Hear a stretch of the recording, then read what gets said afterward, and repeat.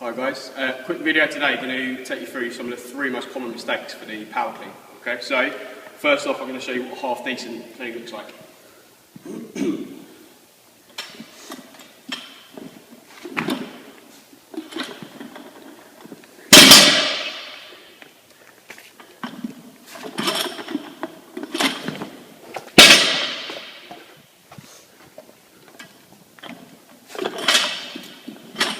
And if your power clean, it's going to hang.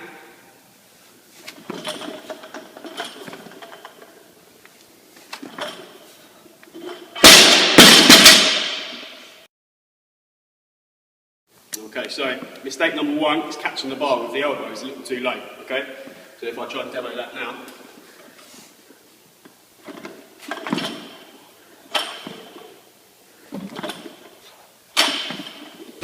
Problem with this, it doesn't give me a very good position to catch the bar. If I have my elbows through a little bit more, it kind of creates that meaty platform across the delt so you want the bar to sit on. Another thing as well, as the weights get heavier, inevitably you're going to have to drop down into a little bit more of a squat. So when we land in a deeper squat with low elbows, the chances are we're just going to have to dump the bar forward. Okay, so if you're having trouble getting those elbows through, work a little bit more on loosening the lats, maybe the triceps a little bit, and get a bit more external rotation at the shoulder.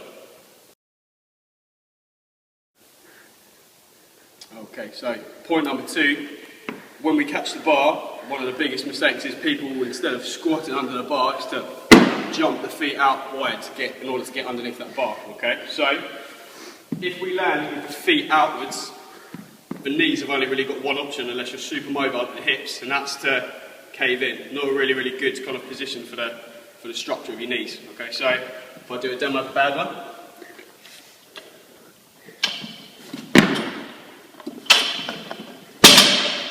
And now a better one.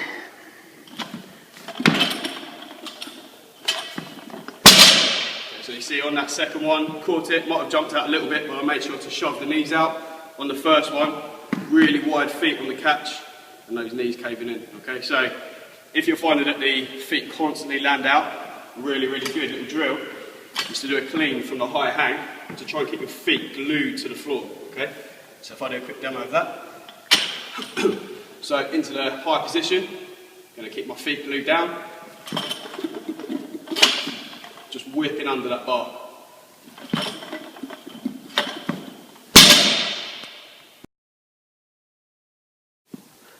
Okay, so our last mistake is going to be using the arms a little bit too much in a clean, but turning it more into kind of like, rather than a power clean, being a power reverse curl. Okay, so just so you can see the plates aren't in the way, I'll give you a little demo for this one. So this is what a bad one would look like.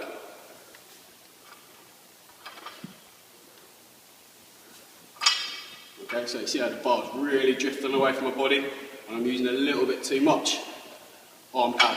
Okay, so there are a few problems with this. First one, if you're using your arms in the clean, you're probably not lifting as much weight as you probably could do. Okay, so if you think the main muscles that you use in the clean are like your glutes, your hamstrings, your spinal erectors, basically all of your posterior chain. If you're using your arms and shoulders, they're a vastly smaller muscle group.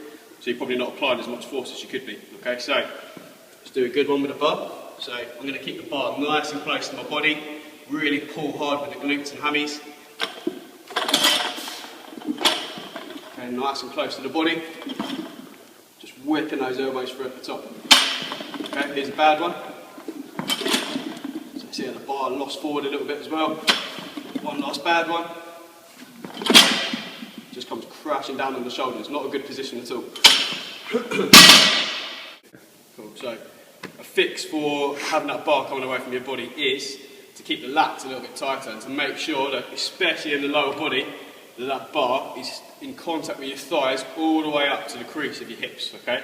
If that's not the case, the chances are you're going to make contact a little bit too early and you're going to bump the bar off the thighs, and then it turns into a bit more of a reverse curl. Okay. So again, keep the bar nice and close to your body. Do that by contracting your lats. So pull the bar back into your body. Keep it close up to the hip. And then whip through. Okay, I'll do a demo there. So lats nice and tight, keeping it close to the body. And again.